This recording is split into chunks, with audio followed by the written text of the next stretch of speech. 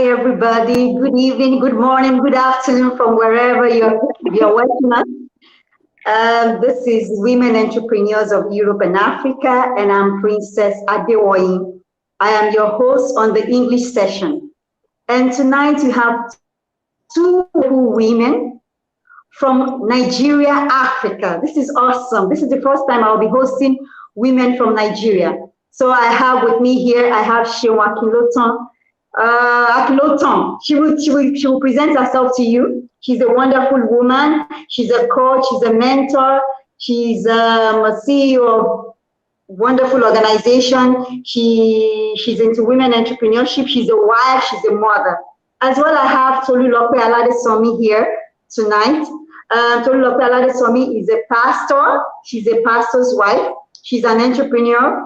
She's a coach. She's a mentor. She has a creche, We have two wonderful women tonight. So please, it gives me pleasure to have these women. So I would want each of them to introduce themselves to you, starting from Tolu Aladesanmi. Please introduce yourself. Okay, hello everyone. Thank you so much for the privilege, my sweet sister. It's a great one. Thank you. So my name is Tolu Aladesanmi, all right? I like to say, first of all, that I'm a preacher of the word of God. And then secondly, I like to say that I kind of see myself as a midwife, because everything about me is about babies, first of all, from conception to pregnancy and then to delivery. So I love to see women conceive their babies, physical babies, which is their dreams. So I love to see women conceive their dreams, carry their dreams safely to term, and then deliver their dreams safely, okay? And then also, I love to see women conceive their biological babies, to carry them supernaturally to term and to deliver them, okay? So I just kind of see myself as a midwife to women in general. And then I love business. I love business. I've not been able to do it to the magnitude with which I would have loved to, but I love to encourage people in business. So hence the need for, we have a skill acquisition that I had in church. It's called the Bezalel Skill Acquisition Center. So I encourage women, men, everybody, to get involved in business, okay? So that we're not just consumers, we're also producers. And then, of course, we also run a preschool and a creche also. And basically, that's who I am in a nutshell. Yeah, that's not all. That must have been a part of the baby story. So I run an Positive Care Support Foundation. It's an NGO to indigent pregnant women in the rural communities. So we go to the communities to give them information about their health, about to do pregnancy, and safe motherhood, really, just to ensure that they're well informed and they make informed decisions about their pregnancies and about their deliveries. Of course, we also take with us our team, the doctors, everyone in the health profession, the lab sciences, the nurses, they go with us at free antenatal care services. We also give them the kits to be able to and the slavery as well. Yeah. Wow. Excellent. That was awesome. There is more to you than that, but to come back to you. Okay, Seun Akinlotan, please, can you tell us, are you Akinlotan or Akinlotan, please? Yes, my name is right. Akinlotan. Akinlotan, okay, excellent. Okay, Seun Akinlotan, please, can you tell us something about yourself? Everything you want us to know. I know you cannot say everything, but at least what you want us to know about you. All right. Good evening, everyone. Good afternoon if you are watching me from the United States and across the world. My name is Seun Akinlotan. I'm so pleased to be here today, and I give all the gratitude to Princess Adewoyi for inviting me here on this platform today. I'm looking forward to learning and also sharing. So like I said, my name is Seun Akinlotan. I am an environmentalist, I'm an entrepreneur, I'm a mentor, I'm a leader, I'm an author, I am a friend, I'm a sister, I am a daughter, and I'm a child of God. So I have a business called On Point Success, and at On Point Success, what we do is we help entrepreneurs build platforms like websites, and also help them run their marketing ads, and also help them with their branding. And I also have a platform for women entrepreneurs. I have a heart for women, and the platform is called On Point Small Business Success. This is a platform that I started in 2015, and the goal is to help women to succeed in business and prosper in life. So the platform is basically for mentoring women entrepreneurs, and not only in their businesses, but also to lead successful lives. And this has been going on for 6+ years. We've recorded a lot of successes, and I'm really proud of all the women that have passed through our program. Some came and they are still there, some came and passed through, but we've really recorded a lot of successes. I believe so much in the power of entrepreneurship. I believe that God has given each and every one of us something inside of us that is begging for expression. So we can express our skills and gift talent through entrepreneurship. We can also express them through ministry. So what we do at OSBS for short is to nurture women and help them to become the best version of themselves. I'm also a show host. I have a show called the SA Show, and my platform is basically for helping people to maximize their potentials and living their best life. So I am a people developer. I believe in people. I believe that everyone can achieve greatness if they so desire for it. So that's me in a nutshell. Wow, wow, wow, wow. This is awesome. I'm so super excited because I have two great women in the house tonight, and we're going to have a wonderful time. Okay, Seun, I've always been a part of On Point, though I'm an inactive member, but of course I've always been following you, and I know you have been doing awesome work, and we have recorded successes in the past few years. I think I joined in 2016 or thereabouts. Okay, Wow. so now, yes, yes. So now let's talk about who a woman entrepreneur is to you. I'm going to start with Aladesanmi.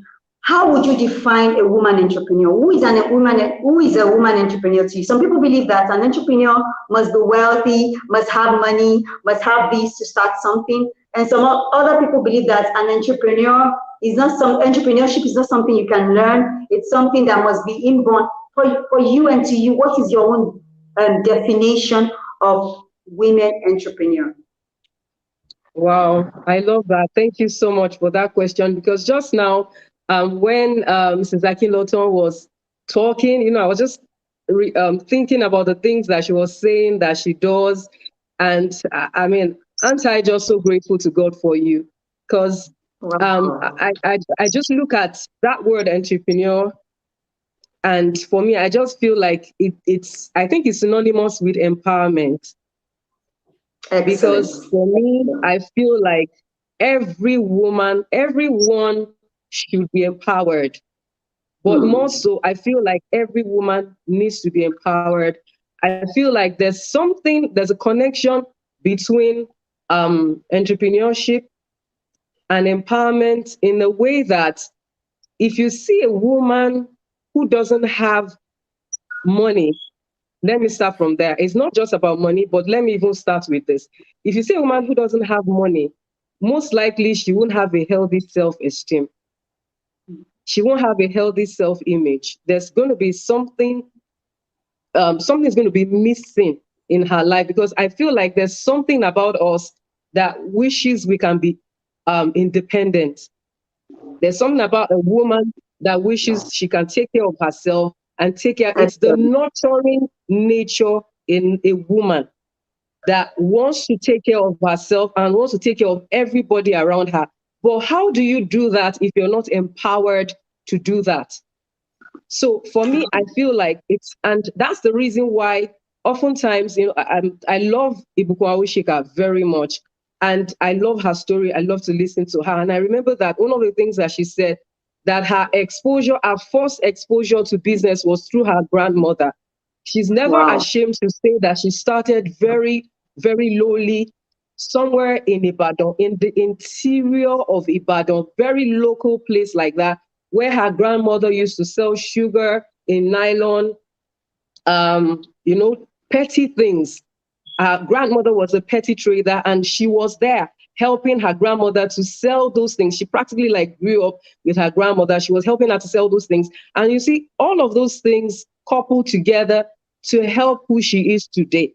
Now, why was she interested? It's not just her. You will find out that a lot of women started that way.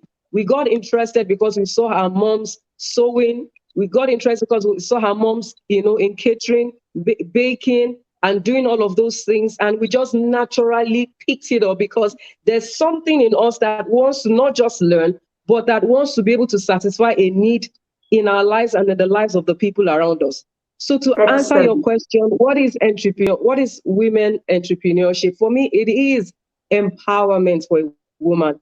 Empowerment such that even these days and age where we find a lot of abuse taking place in marriages, I feel like if we have more women empowered, those things would be reduced. I feel like, I think my husband would say something like, it's very difficult for a man to send packing a woman who's bringing food to the table, a woman who's bringing value to his life. It's difficult. I think he has to think twice before he tells her to take her things and leave. So for me, I feel like that's what this is. Wow. You said a lot. Oh, thank you very much. It's very difficult for a man to send a woman packing. She's adding value. She's bringing something on the table. And I totally agree with you. So, Mrs. Akinlotan, please, it's over to you. Women entrepreneurship. Your definition, please.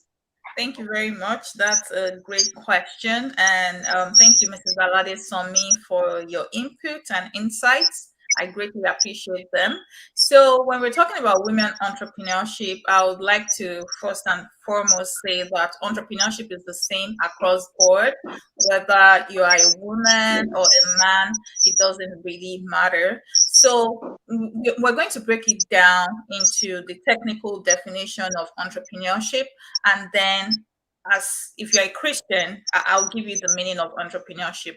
Entrepreneurship basically means create.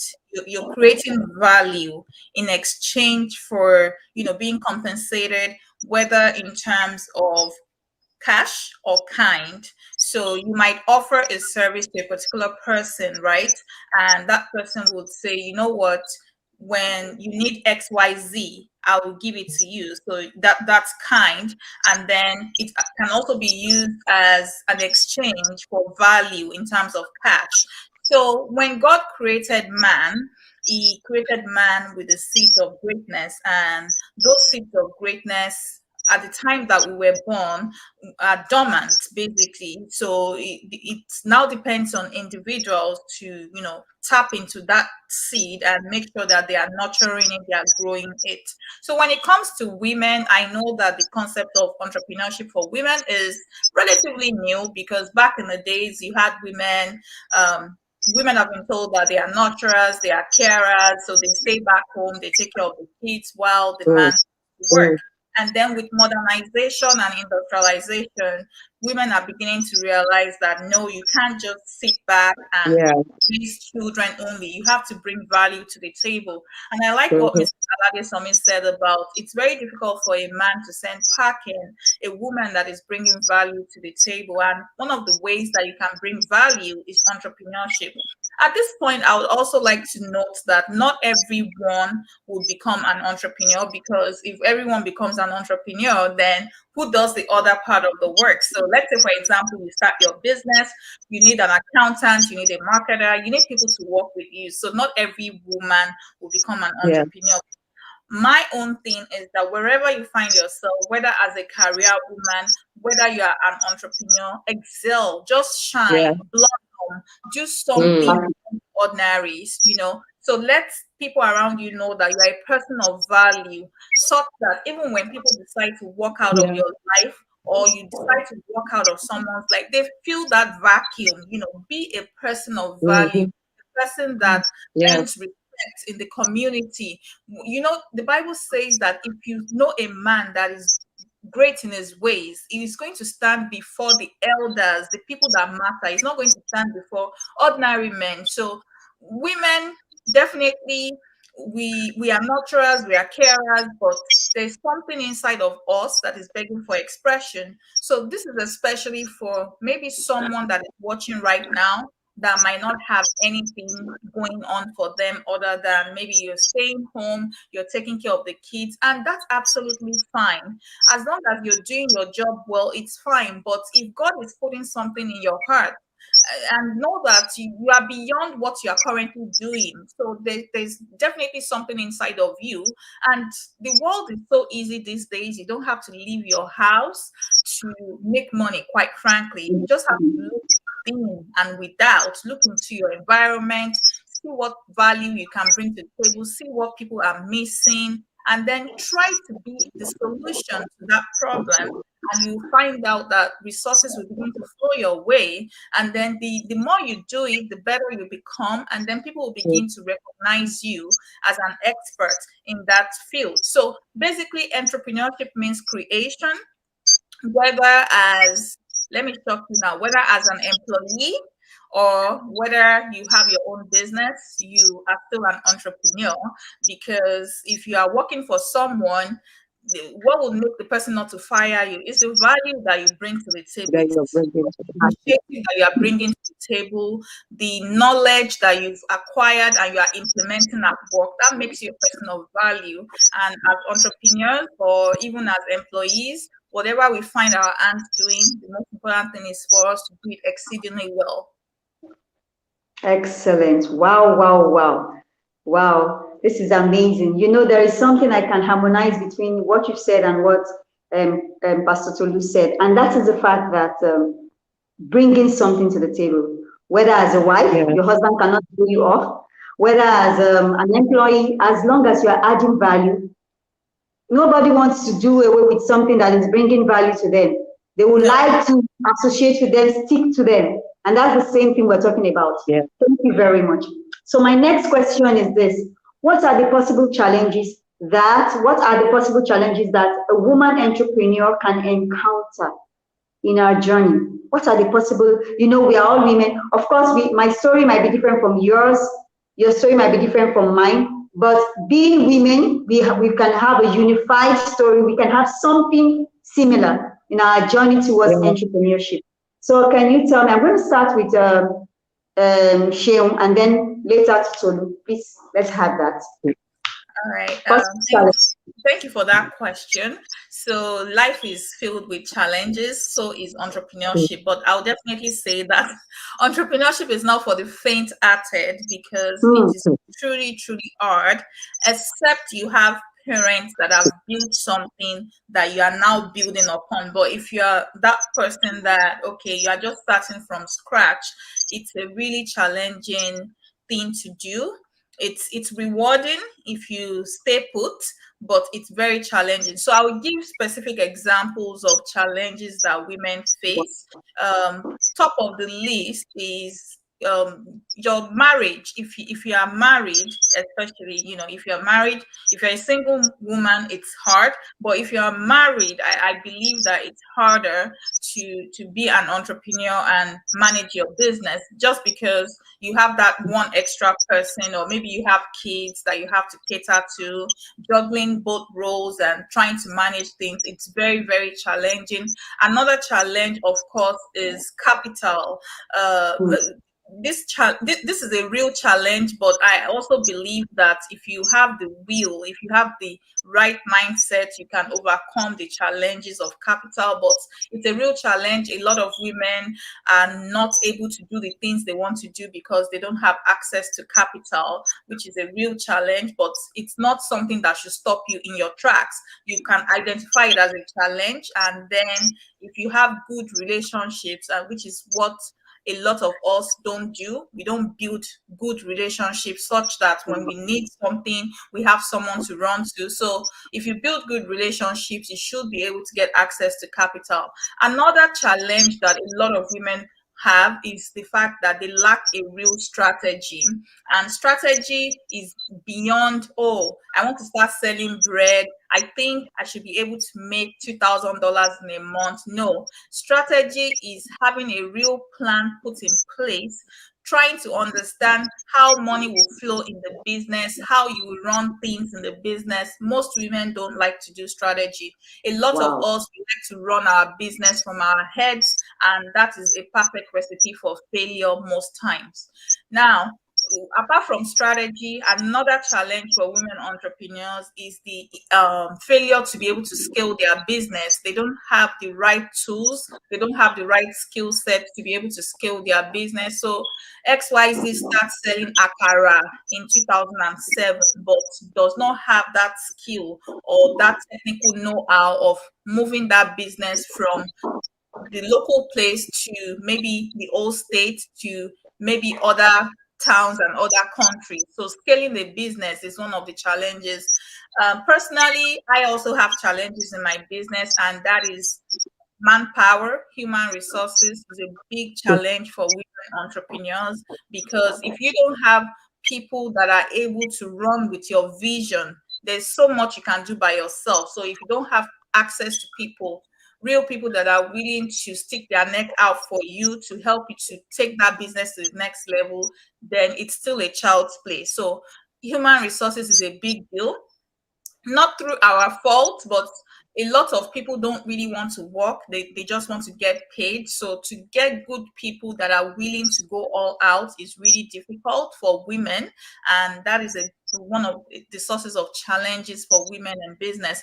Also, another challenge for women in business is customer acquisition. It's very, very hard to get customers. We have 7 billion people in the world. We have over 1 billion businesses in the world, and everyone is trying to get the same customer. So if you don't have a real strategy, so this goes back to strategy.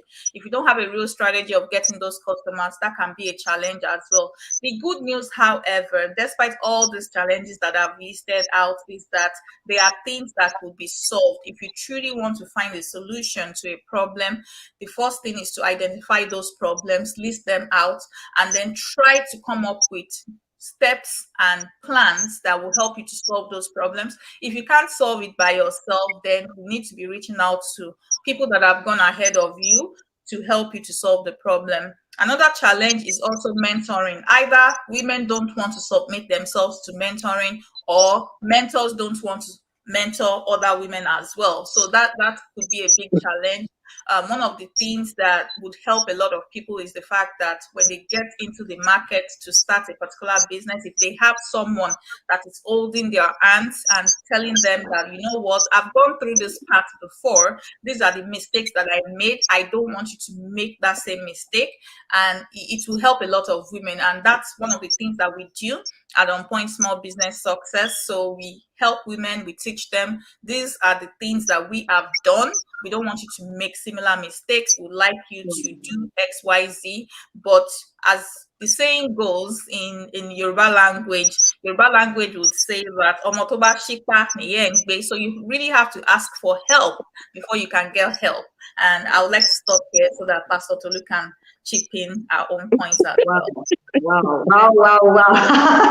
This is awesome. This is awesome. Okay, so now I'll hand over to Pastor Tolu to tell us some of the possible challenges that women can encounter. If you have more to say, you can add up, please.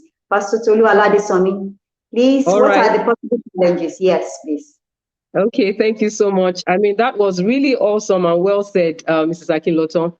I was actually beginning to think, okay, maybe there may not be anything to add, but I spoke, I just remembered a few of the things that some of our people complain about on Bezalel Skill at the Bezalel Skill Acquisition Center. You know, I told you that we have a skill acquisition center, and where we also have the management school, because we believe that it's not just about equipping them with the knowledge of the business, but we also needed to equip them with the managerial aspect of the business, which means the accounting skills, the mentoring that she's talking about, and so on and so forth. But basically, I think maybe two things I would like to add on top of my head right now. The first one is she said something about marriage, but I'd like to say marriage in the sense that, because what she said is it's a bit challenging when you're married and, you have to keep your family. I remember when I was running my interior decoration business, my kids were pretty small. I think my older son was like 4, the younger one was like 1. And, when I got one job or the other, at the time, I live in Ibadan. So at the time, there wasn't so many beautiful curtains that I really wanted. So I had to travel to get them and bring them in. And, there were times that I traveled into town back home, 11 p.m., in the evening, 11 p.m., sometimes 12 midnight. And I had to, most of those times I had to run down because of my baby. I knew that it was going to be tough for him to sleep through the night if he didn't see me. And so my husband would encourage me, please just come back home. So those things actually pose a challenge. And I'm grateful to God for the good husband that God has given to me. It's because he's supportive and he understands. So that's the reason why the other challenge would then be a husband that's not supportive would be a challenge. I've often heard women say, not just about entrepreneurship, basically about their dreams, to say, look, my husband is not supporting me about this dream. He's not in agreement with me. He feels I should just sit home, take care of the children. And, that he feels that that's what I should be doing with my life right now. Or that's what he thinks that I should. That's what he thought he married. That's who he thought he married, that his mom was a stay-home mom. So you also have to be a stay-home mom. I mean, I still heard that as recently as a few weeks ago. So these things are very real, where that's the challenge that some women, I don't not say a lot of women, but honestly, quite a number of them that I have met, who are trying to scale up, do stuff with themselves, and yet they just have this husband who is not supportive. He has the capital, but he's not going to lay it down. He has, whatever it is that she could have needed, but he's just not giving it. All right. So we have that. And then the second one right now for me would be maybe location. Though I know people say that it's actually possible to sell ice to an Eskimo. If you're a good marketer. That there's some people who can actually sell ice to an Eskimo, but that's not a general thing. It's not everyone that can sell ice to an Eskimo. So therefore, there are people who are in certain locations where it feels like they're a bit disadvantaged. Okay, I don't want to mention places, but I know recently someone was speaking to me about a particular place where they had to move there. I mean, look at family again. Her husband got a job there, and then they moved there, and it kind of put a lead on her business. She was into, or she is into children wears, and she said to me, look, it looks like everybody here can't even afford what I sell. So thinking back now, I think that maybe one of the solutions would be to so while it's tough to say you will find your own kind of people, because I know that maybe that's the natural thing to say, maybe that's what people would say, to say, look, you find your own kind of people who would want that quality and who would not mind. If you find like 5 of them, maybe it's not bad. But maybe another thing would be to say, look for those affordable type, and also have those by the side, so that they'll be available for those kind of people that you're surrounded with in this new location. But it was very discouraging for her that all through the year she almost didn't make, almost 0 sales, and all that. So basically, to just say that location sometimes can destabilize a woman. I mean, literally, how that your husband moves, you move. So as he moves out of the country, moves to another location, you move. So if you're an entrepreneur, you have to kind of learn to start building your life again, if I can put it that way. So those are the 2 that comes to mind. Yeah. Excellent. Wow. This is amazing. This is true. It's the reality of women. Okay. So my next question now is to Pastor Tolu again. Okay, you being a pastor, a pastor's wife, a coach, a mentor, you have a crash, you have written lots of books, You are like a midwife to most of us. I mean, I have a baby now that is barely 6 months, is 5 months. And I was following the group, your group, the positive pregnancy group. Being everything like this, how have you been able to maintain your balance? We've talked about the challenge. Let's talk about the solution now. How have you been able to maintain the balance? Because for some women, they will just go crazy because it's not easy focusing on too many things at the same time. I think you need this dexterity. So how have you been able to do it? Over to you. All right. Okay. Thank you for that question, sweet sister. But I will not say this because that's what people say, but because it's my reality, I'll say first of all, I'm grateful for the grace of God. That's the truth. I'm grateful for the grace of God. And that what His grace does is that His grace makes, and I'm telling you, His grace made me. Yeah, because even I look at my itinerary sometimes and I'm thinking, are you joking? Exactly. I realize that the day passes by and I didn't faint. And I'm here to the glory of God, by the grace of God. God has just been faithful. That's one. Yeah.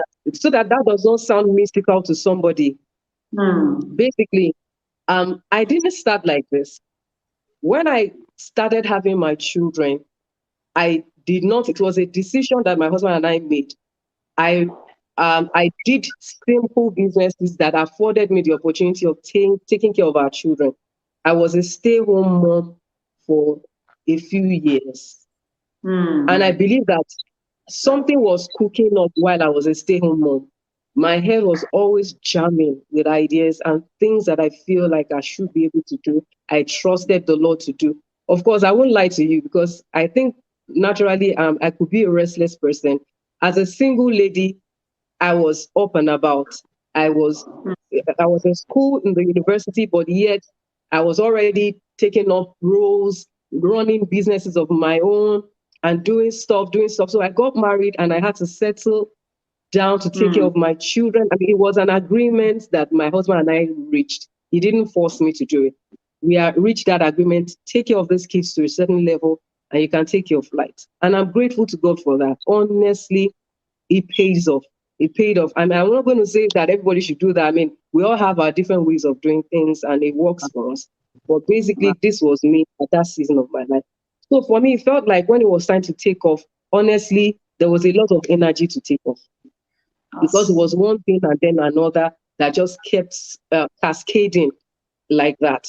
So first of all, starting with the positive pregnancy. And positive pregnancy did not just start like that. It started with the Joyful Mothers Fellowship in our church. We had the fellowship for pregnant women. And from there, it rose to the positive pregnancy where I felt like, okay, beyond the four walls of Global Harvest Church, I felt like we needed to reach the world. I felt like it was beyond an assignment to a passion, to a burden, to a ministry for me. So I took it on from there and we started. And from the positive pregnancy, also escalated to the Positive Care Support Foundation, the NGO. I felt like, no, this is not just for Christians. I know that the issue right now is that Nigeria ranks, like the 11th highest maternal mortality in the world. Okay, wow. So if Nigeria, if my country was part of the nations with the highest maternal and infant mortality rates, then there's a problem. So I got into it and I'm thinking, what's the problem? So we started getting into it, but that's where the NGO was birthed from. And so we went into that as well. And then before I knew it, I had to write books on pregnancy to just help women to be better informed. And then, so all of these things, I realized that they didn't come at the same time. One thing gave birth to another.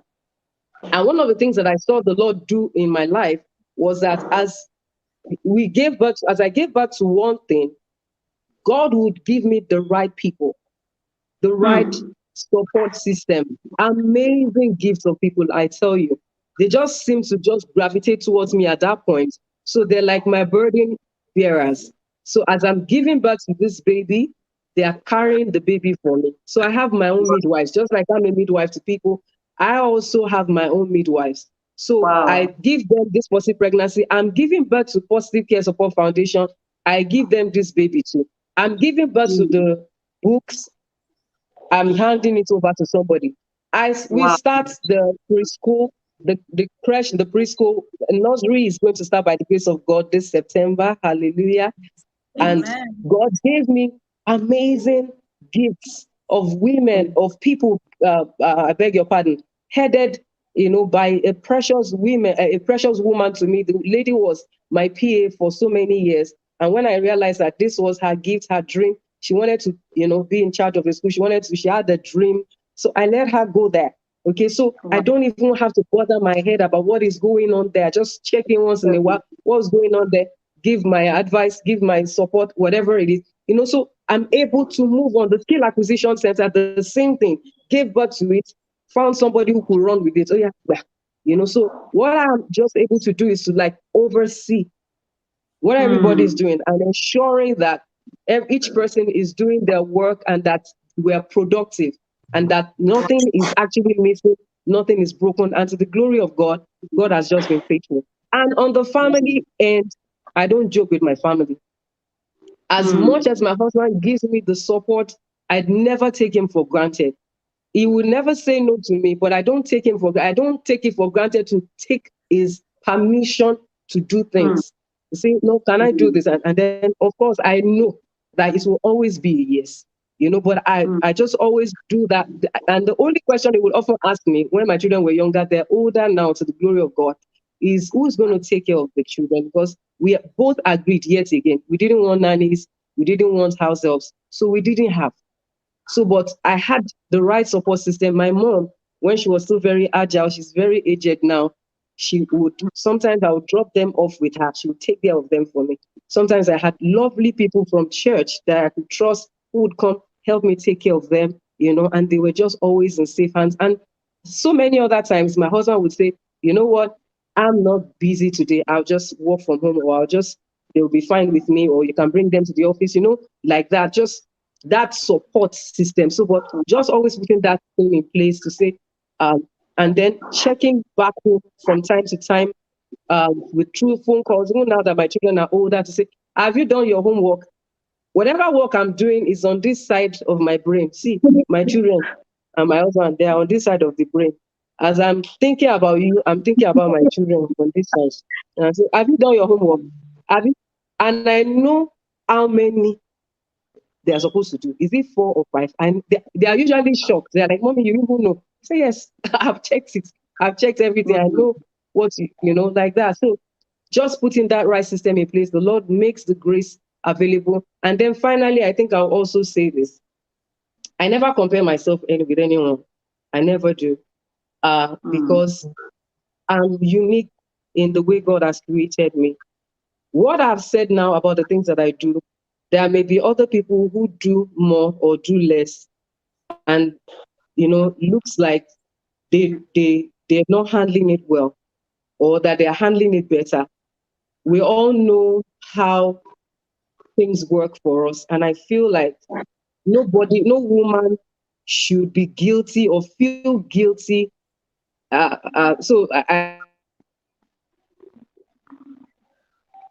she said mom guilt is the feeling that I'm not taking good care of my children enough. They are not eating together.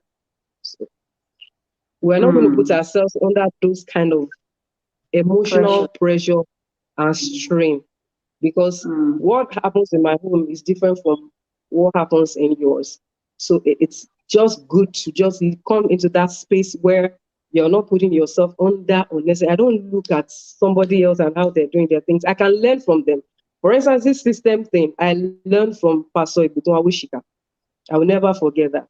She said while she's everywhere jumping around, her mother-in-law stayed to take care of her children for her. Her mother-in-law was with her for 20 years, 20 good years, helping her to take care of her 3 boys when she was going everywhere. Yes. So she always had her mother-in-law while she had a nanny and a house help. She had all of those people, but a constant in her life was her mother-in-law. I know not all of us will have our mothers-in-law like that, but honestly, for me, it just meant that putting that, if you have dreams, if you have things that you need to pursue, you certainly need to put that system in place. So I learned it from her. Exactly. Thank you very much. Wow, wow, wow. Thank you very, very much. This is awesome. This is awesome and very, very profound. Now over to you, Mrs. Akinlotan. How have you been? The same question to you. Being a coach, a mentor, you write books, you do a lot of things. You are a mother, you are a wife, you are a sister, you are a friend to me as well. So how have you been able to maintain a balance, in this kind of situation? You are an entrepreneur, and like Pastor Tolu also said, she said she does this and she give it over to somebody else. That is empowering women too. You as an entrepreneur, you give to people, and then you also empower other people. How have you been able to maintain your balance? Yes, I'm not sure if I have anything to add after listening to Mrs. Aladesanmi, but one thing that kept ringing in my head is know yourself. Wow. One thing about me is that I know myself and I know my ability, and I also know that as we grow, not just as individuals, but as heritage of Christ, God has the ability of increasing and expanding our capability. So you need to understand the season that you have in your life. A lot of people have access to support system outside of their husbands. I didn't have that luxury. I moved out of Nigeria. We moved out of Nigeria and we started having kids. So it was just me and my husband doing everything. And then I'll tell you that within the first 2 years of our marriage, I was a student, so I was enrolled in school. I was also selling stuff and I was also working. I was working professionally as an environmental scientist, and having to juggle those things was really hard. And the mentorship thing that I started in 2015 has been something that I conceived way back when I was in high school. So, but me recognizing that season that it's not something that I could take on at that time. So knowing when to start certain things. I also used to be an event planner, and I would be the first to arrive at the venue, the last to leave. And at some point, I had to sit down and just be honest with myself, like, no, this is not going to work. This is taking a lot of time. I need to be there for my children. I need to be there for my husband. So temporarily altering that and shifting my focus from that to, filling that vacuum in the home, it really helps. So I think that balancing, well, let's even scrap the word balancing. I don't think there's really any balance. What we focus on is to recognize the season that we are, and then try to fit in what you can conveniently handle without feeling, without being pressured into something that you can't handle or something that is going to get out of hand. And if you have support systems, some of us have our moms, some of us have our mother-in-laws that can help. It's all about communication and tapping into the support system that God has given you. But in a way, I like that I didn't have support system other than my husband, because it kind of helped us to build a solid relationship with each other. When you know that there is nobody to lean on than each other, it helped us in our marriage. So I looking back, I used to complain that, oh, how I wish my mom was here, or how I wish my mother-in-law was here. But now looking back, I'm really thankful for the opportunity that God gave us to be able to build a solid relationship with each other. So my own thing about balancing is know what works for you. Don't work under pressure. Don't say because XYZ is doing this, then you have to do it as well. So just like Pastor Tolu said, don't be under any form of pressure or comparing yourself to another woman. Just analyze your particular situation. Talk to your spouse if you have one. If you don't have a spouse, just highlight your limitations. Maybe you are single and you don't have a car and you need to do so many things. Try to figure out what you can conveniently handle and take it one at a time. As time goes on, you would build capacity. You would it's like a balloon. You will have more space and you would have more experience. The things that used to trouble you before will not trouble you anymore because you are matured, you've grown, so you can take on more responsibilities. Now, I see a comment, and I don't know if you would like us to answer that question. Please go ahead. From Madam Anna Olariwaju. Exactly. She's saying that what if our business is already established in a particular location and marriage seems to be taken to another location? I would definitely say, just like Pastor Tolu said, location can be a real challenge, but the good thing and the good news is that we now have the internet. So it's strategy that you are adopting. If you are selling something in a particular location that people have known you, maybe, just maybe, before you move, maybe there's someone around that particular location that you can talk to, you can have an agreement with. Instead of you taking 100% profit, maybe you want to reduce your profit to 70% and sharing that 30% with another person that you trust. Okay, fine. Maybe you don't even have anyone you trust. Maybe this is a business that you still want to run by yourself. Why not, if it's a physical item you're selling, like clothing for children or for adults, whatever, why not find a warehouse in that particular location, employ someone that can help you with dispatch? Because I think that dispatch is something that, you know, a lot of people need. Then establish an online store. There is Instagram, there is Facebook that you can sell. You can build your own website. When people place order from your website, you call your warehouse manager or whoever you have put in charge of your business at that particular location that you've been known. Then, you know, you can dispatch from there. There are a lot of possibilities out there. I'll tell you, I have amazing women that are selling stuff from the comfort of their homes.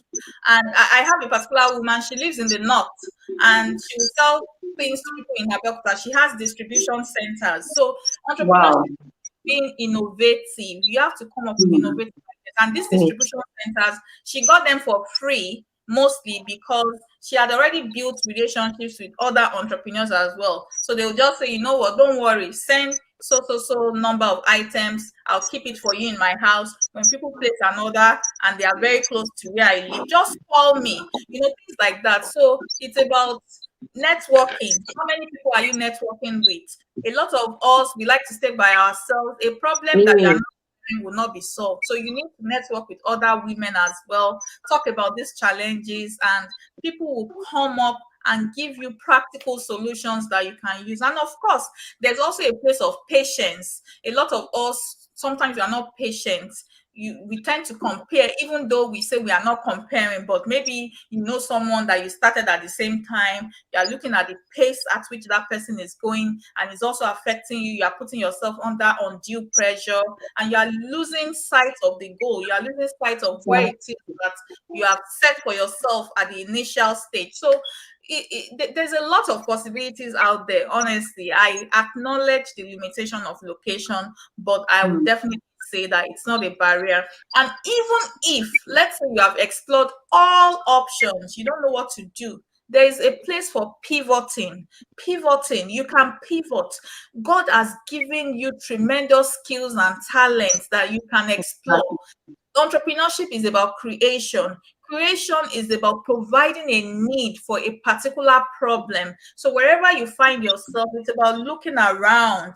Look around that environment. What are people complaining of? There's always one thing that people are, oh, how I wish we have someone that sells African groceries 5 miles from where I live. You know, just listen, be attentive. When people, during conversations, be attentive. God will plant that seed in you. So location is never a barrier to moving forward. Yes, it can be a setback, which is a normal part of life, but it should never be something that will stop you in your tracks for 3, 4, 5 years. So God will help us all in Jesus' name. Amen. Wow. Thank you so much for that response. And I would just like to chip in something using myself as an example. You know, here in Cape Verde Islands, we run a school, English Development Center. And of course, I work also as an English professor at the university. And when COVID-19 set in, it was a serious problem. And I started wondering that, I told God, I said, I don't want my school to close up like every other schools are closing up and stuff like that. And I just thought to myself, I said, okay. And then my husband said, go online, start teaching online, start teaching people. And do you know that the breakthrough of the school started when others were closing up their schools? And when it just, we prayed together. I remember us praying together in the morning. And then it just brought there, I said, why don't you go online, just teach through Zoom or Skype? And I can remember coming up to Seun to ask Seun. I asked for an advice then that if what does she think, what platform is better, Zoom or Skype? And I saw her bringing it up and asking people. I could remember then.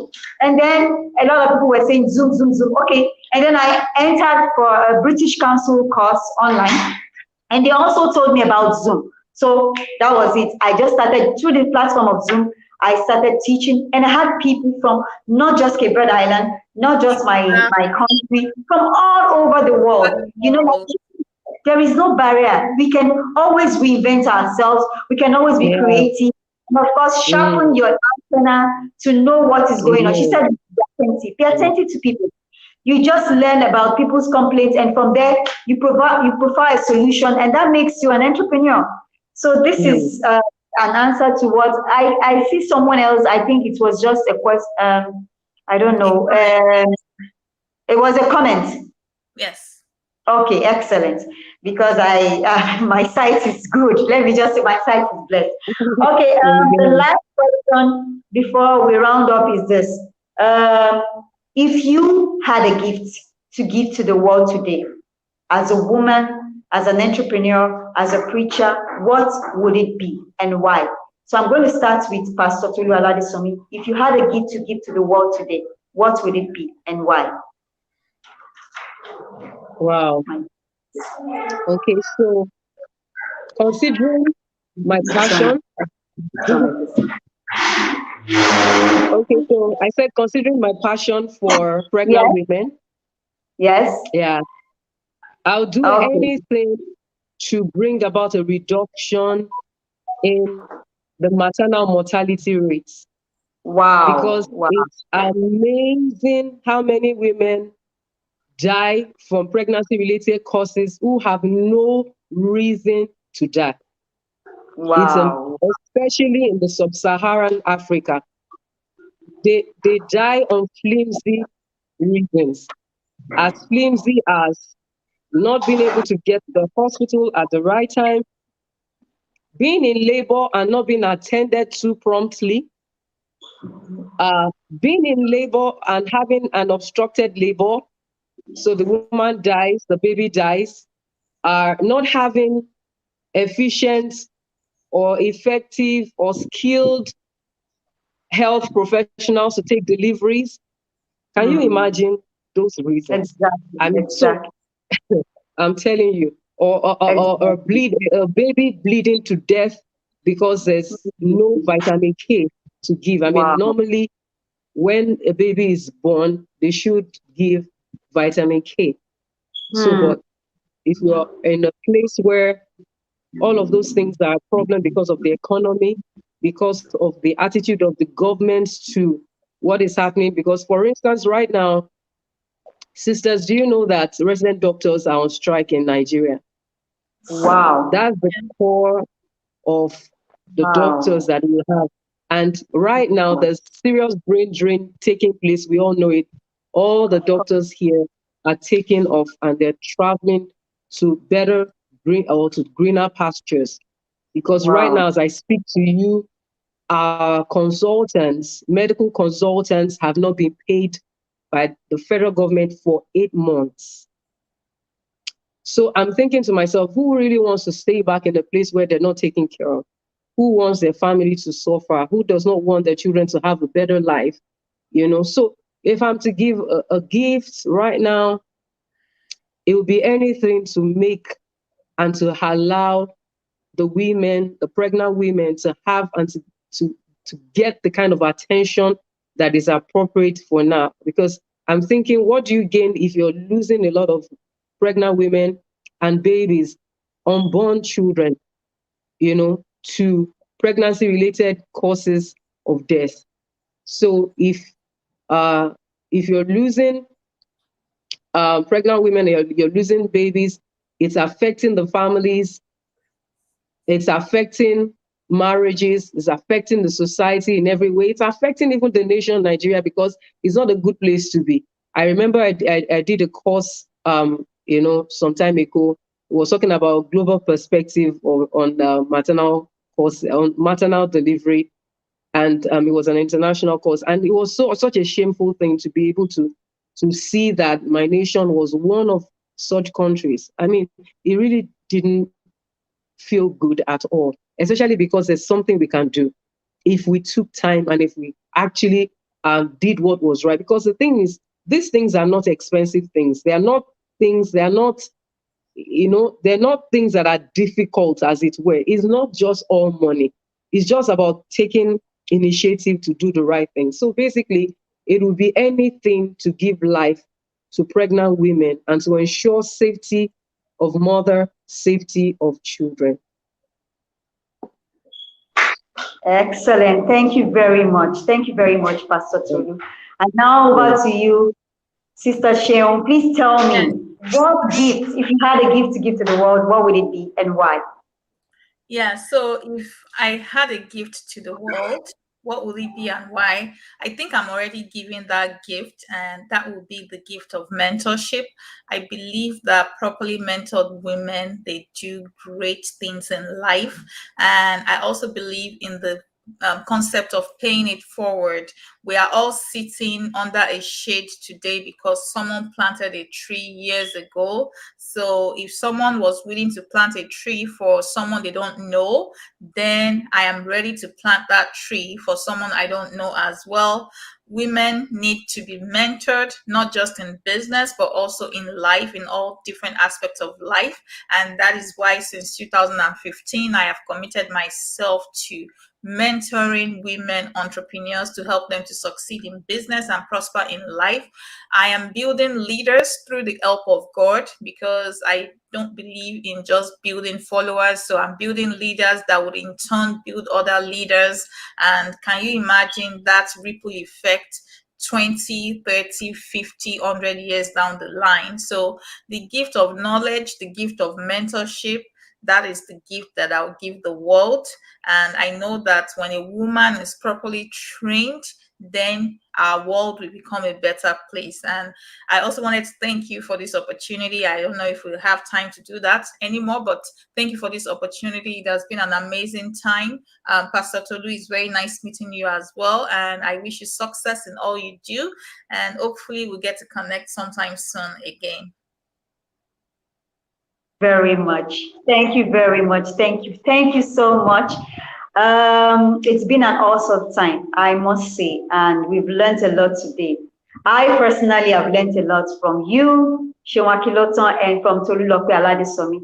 And so that brings us to the end of the English session of Women Entrepreneurs in Europe and Africa.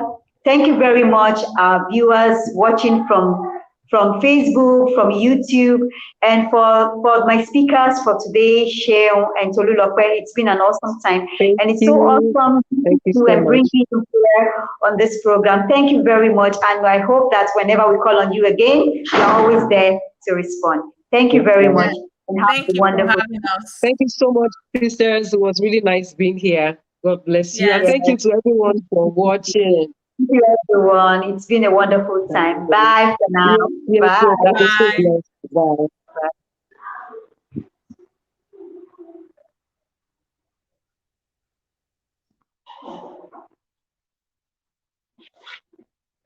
Bye.